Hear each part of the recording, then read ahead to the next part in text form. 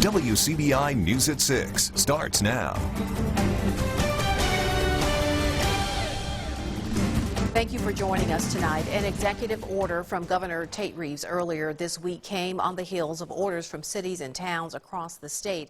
There has been some confusion over the orders from the governor and city leaders, and business owners are trying to keep their doors open while abiding by the mandates. Our Allie Martin has more. So I have a chicken BLT for you, sir. As Dr. Chris Whitehead placed his to-go order at Bulldog Burger, he was practicing CDC guidelines we're all familiar with.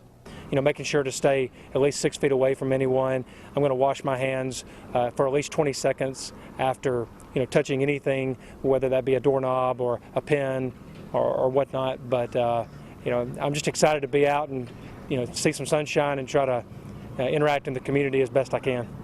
Keeping the public safe and helping stop the spread of the coronavirus has led to executive orders from mayors all around the state. This past weekend, Tupelo Mayor Jason Shelton issued a shelter-in-place order and also closed dining areas inside restaurants.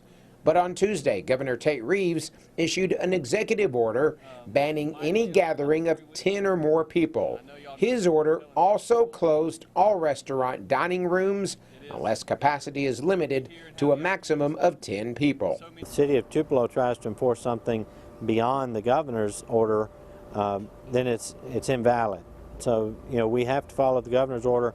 I'm optimistic that the governor or his office will issue a clarification. Although Mayor Shelton claims the governor's order supersedes the city's, the owner of the Eat With Us group, which includes Bulldog Burger, says his restaurants will continue offering only curbside, to-go, or drive-through for the time being. In fact, Bernard Bean says his restaurants closed their dining rooms before Mayor Shelton issued his citywide mandate, and business has taken a big hit. Our sales are down 75 to 80% right now, and so it is obviously affecting our employees. Unfortunately, we've had to lay some off. Our vendors, it's a trickle-down effect. It's affecting all of our suppliers and vendors and service people.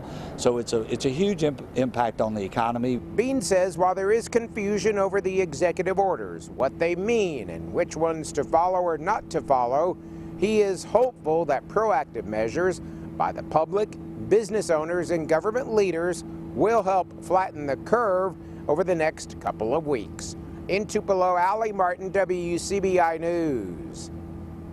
Now, the governor's office issued a statement late today saying in part that Reeves' order sets a statewide stand in terms of social distancing and defining essential businesses to protect public health. This establishes statewide parameters that local leaders can build on.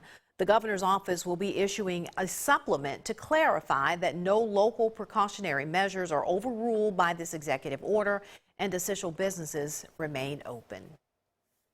High school seniors in Mississippi will not have to take end-of-course assessments in order to graduate. The Mississippi State Department of Education today suspended key education requirements in several categories as schools across the state remain closed. Seniors who meet all district and state requirements may graduate without tests in Algebra 1, English 2, Biology, and U.S. History. Students in other grades who are also enrolled in those classes will not be required to take those exams. The third grade reading assessment that determines promotion to fourth grade has also been suspended. All third graders will be promoted. The Board of Education suspended several other policies amid its decision for an extended school closure due to COVID-19. The policy suspensions apply only to this current school year. You can see a complete list of the suspended requirements on our website, WCBI.com. Mississippi State University confirming 2 employees test positive for COVID-19. The university says one was a faculty member, another a staff member.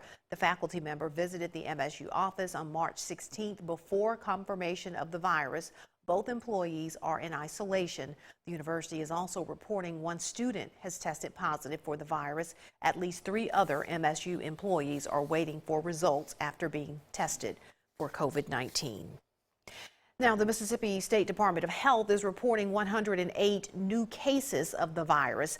The state's total is now at 485. Lee County has 15 cases of coronavirus. Lafayette and Oktibbeha counties have 10 cases each. Lowndes County is now at 8 cases. Chickasaw County is reporting 7 cases total. Pontotoc, Winston, and Calhoun County have 3 cases each. Choctaw County is now at 4 cases. Counties reporting its first case of coronavirus: Yalobusha, Quitman, Benton, and Lauderdale. 5 COVID-19 related deaths have so far been reported in Mississippi, including 1 in Webster County.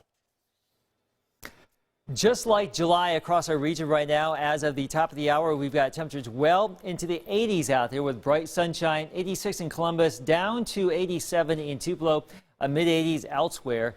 Bit breezy as well. So we are looking at a warm evening developing. Get out there and make the most of it. We had a high of 89 in Tupelo today, breaking the old record of 84, smashing the old record of 84 set back in 2007. So here's our evening. Mostly sunny, around 80 at 7 o'clock. The wind slackens off a little bit, around 70 at 9, 67 at 11. A few more clouds will fill back in prior to the start of our day Friday. Temperatures in the low to mid 60s in the morning.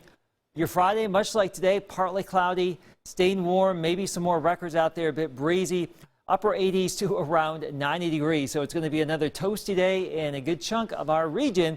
I'll have more on your 7-day forecast coming up in just a few more minutes. The Toyota plant in Blue Springs, already shut down after a case of coronavirus was discovered, will remain closed for an additional 2 weeks. A company spokesperson says Toyota is experiencing a decline in vehicle demand due to the COVID-19 pandemic and is suspending production at all automobile and components plants in North America. The plant will resume production on April 20th. Employees will continue to be paid through April 10th, but will have to use personal time off after that date. The Blue Springs plant closed last Thursday after an employee tested positive for COVID-19. Well, the virus the crisis is leading to an employment crisis. Nationwide, there have been a record number of unemployment claims just in the last week, and Mississippi is not immune to it. Our Bobby Martinez spoke to a few people here who say the transition to unemployment has been tough on them. The impact of the coronavirus has forced many companies to shut down for the time being, leaving millions of workers left with no income coming in. And in result, approximately over 3 million Americans had filed for unemployment. And here in Mississippi, a few of those people share their experiences of being unemployed. It's exhausting. Recent weeks have brought stress to millions of Americans. The loss of employment now has them wondering when they will see a paycheck again. And restaurants are being hit really hard, and waitresses like Ashton May are feeling the pain. It worries me, you know. I just try and remember that a lot of people out there are going through the same thing. We're all in this together, you know. I just keep praying that it gets better quick, you know, that this will all go away soon. May says losing the job she loved at the ranch house in Columbus was bad enough, but filing for unemployment has been a disaster. I never got anybody on the phone. I waited for an hour and 32 minutes one time, and they hung up on me. And that was super frustrating. And then 31 minutes another time, they hung up on me. And then 2 hours and 2 minutes, I waited, and I was so aggravated that I hung up. Charles Cloinger of Columbus says he was given multiple numbers to call for unemployment. Even the phone number. I got 4 different numbers to call for an unemployment office or whatever. And or they told me to call, and none of them. They all beep, beep, beep. They're all like busy or something. And then somebody texted me back too. And then someone texted back and said they had nothing to do with it. Cloinger says it is a frustrating time for him and his wife because money is running out. It's been kind of hard, you know, getting food and stuff. But we got rent paid, and I keep my bills paid on top. But right now we're down to what, maybe like a few $100s, and we can't even get no unemployment, and our vehicles are also breaking down. Bobby Martinez, WCBI News. Well, community organizations across the area continue to lend a hand to people in need. Christian World Missions is preparing lunch for neighbors in need there in Starkville. Since the COVID-19 outbreak, the group has delivered 100 meals almost every week to families. The group depends on generous donations from people in the community and businesses like United Produce. The director says that it can be difficult for people to keep their cupboards and refrigerators full during a time like this. When our volunteers that are delivering meals go out, that is just for some people it's the only person they see in a 2 or 3 day period, and so I think it's a real encouragement to them. It's good to know, especially when you're isolated and you're in danger of moving into depression and feeling lonesome like that. Christian World Missions will continue to serve meals as long as there is a need. You can get more information on donation drop-offs, or if you'd like to provide some assistance, that information is on our website, WCBI.com. A man is accused of stabbing his father in the back in Tishomingo County. Brent Amerson is now charged with aggravated assault, domestic violence. Tishomingo County deputies were called to a home on County Road 217 Monday for a fight. The 71-year-old victim and Amerson were both in the house when deputies got there. The victim was taken to the hospital and later released. Amerson's bond is set at $25,000. Coming up, an area power provider may be branching out, but they want to know what their customers think first. We'll have those details when we come back. You're watching WCBI's News at 6 with Andrea Self. Welcome back, everyone. An important survey will soon be in your mailbox if you're a customer of Fort County Electric Cooperative. Last year, state lawmakers allow electric co-ops to decide if they want to offer internet services. One step to making that decision is hearing from customers. Our Scott Martin has more on that. It's no secret that internet is in high demand, especially in rural areas, and Fort County Electric is wanting to help you get connected. 37,000 people across 9 counties in North Mississippi is who Fort County serves. With your input, an internet connection could be coming. It's going to have 3 questions with yes and no answers within the survey. Put your name on it, your account number. The survey will come to you in the mail in the Today in Mississippi magazine starting next week. The electric co-op isn't in the broadband industry, so this would be a new startup for them. The big question on the survey, CEO Brian Clark says, is the cost of getting broadband. The question is, if we don't have enough take rate from the members to make this viable, somebody's got to make the $110 million note, right? So the law says you can't increase electric rates, but the members will have to pay it back ultimately. Those who send the survey back get put in a drawing for some big prizes. Clark says he just wants members' voices to be heard on the issue. People are passionate about it, people are emotional about it, but I just want to look at this rationally and figure out if it makes sense for our members. Now, the deadline to have that survey sent in is April 24th. Reporting in Lowndes County, Scott Martin, WCBI News. All right, today was really a nice day for folks to be out, for people who've been inside. Right. And you know, every night when it's nice out, I go down for a little stroll here in downtown Columbus. I've been noticing more and more people out. Perfect nice. Weather for it. Yeah, the hottest day of the year, actually. This heat dome will stay with us tomorrow. It's going to break down as we get into our Saturday with a cold front that will come on in. That will give us a chance for some gusty storms Saturday night. Your full forecast is next. AccuWeather forecast with Chief Meteorologist Keith Gibson. If you didn't know it, it's still March, by the way. We just kicked on over into spring. We didn't really go into summer, but you really wouldn't know it today. We mentioned earlier Tupelo, a new record at 89. Meridian, Montgomery, Alabama, also 89. Hattiesburg, Vicksburg, Greenwood, Jackson, Tennessee, also record territory today. So numerous records falling by the wayside today, and we will likely be in the same zone tomorrow and probably Saturday too. Right now, as you get ready for this evening, it's 6:16. It's going to be a great one. Tons of sunshine in Columbus, Louisville, Mississippi, Vernon at Durham's Pharmacy, downtown Tupelo. Get out there, make the most of it. It is warm. It is sultry here on our Thursday evening here, so it's extremely warm. We've got temperatures well into the 80s just about everywhere. Wow, it is just incredibly warm for this time of year. Now, there will be a little batch of clouds that will drift on through here later this evening and tonight. We may see some additional low clouds fill in by the time we wake up in the morning. But overall, quiet evening, quiet night. Low 60s out there. The wind slackens off just a little bit. So mainly 60s, not as chilly as what we had this morning. Some of you got into the upper 40s, so well above that tonight. Here's our planner for your Friday. 63 at 7 by noon, pushing into the low 80s. Breezy south to southwest winds. 88 the forecast high at 4. That would be record territory here, and still around 80 tomorrow evening. So it's going to be a warm one out there. 88 in Columbus, 87 in Ackerman. Some of these numbers could be a little bit too low relative to what we had today.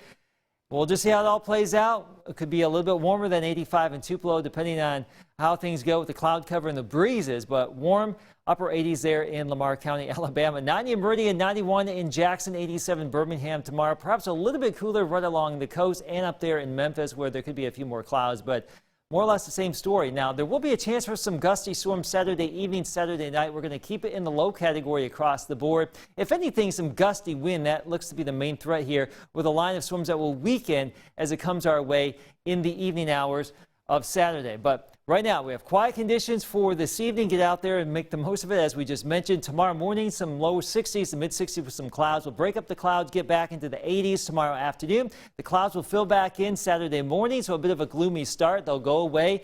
Mostly sunny to partly cloudy, mid to upper 80s Saturday afternoon. And there's that line of storms as it moves on in late in the evening. And that can give us some gusty breezes and some downpours. Mostly sunny, 75 on Sunday, 71 Monday. Some late rain possible. Rain and storms Tuesday, 78. Mostly sunny Wednesday and Thursday. Coming up, one NFL QB is helping with the fight against coronavirus. More on that when we come back. WCBI Sports with Courtney Robb is brought to you by your local Ford dealers. Go further. Noxapater welcomes in a new era of Tiger football. Roy Rigsby takes over as Noxapater's newest head football coach. The Tigers making it official on Twitter. Rigsby joins the Tigers with 17 years of experience, replacing former head coach Casey Orr. Orr left the program in February to take over the head coaching job at Kosciuszko. Rigsby joins the Tigers after coaching for 5 seasons at Natchez High School. He resigned back in December of 2019. And during his stint with the Bulldogs, Rigsby finished with a 27-41 overall record, 2 winning seasons, along with a 5A playoff appearance back in 2018. With the abrupt end to the SEC season, coaches have found themselves with a lot of spare time. A pair of Ole Miss head coaches spent Wednesday morning using that time for good. Head baseball coach Mike Bianco and head basketball coach Kermit Davis assisted in handing out the Oxford School District by passing out laptops at Oxford Elementary. Bianco said in a tweet that he was proud to be a part of a community that cares so much about children as well as education.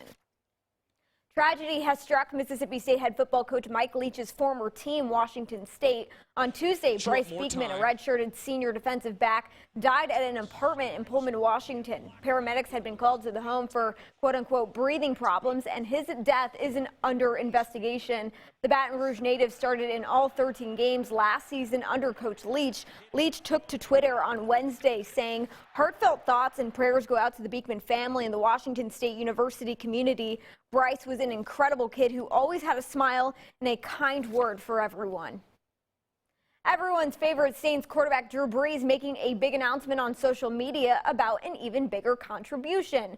Brees posting on his Instagram page that both him and his wife, Brittany, are pledging $5 million to the state of Louisiana to help with coronavirus relief.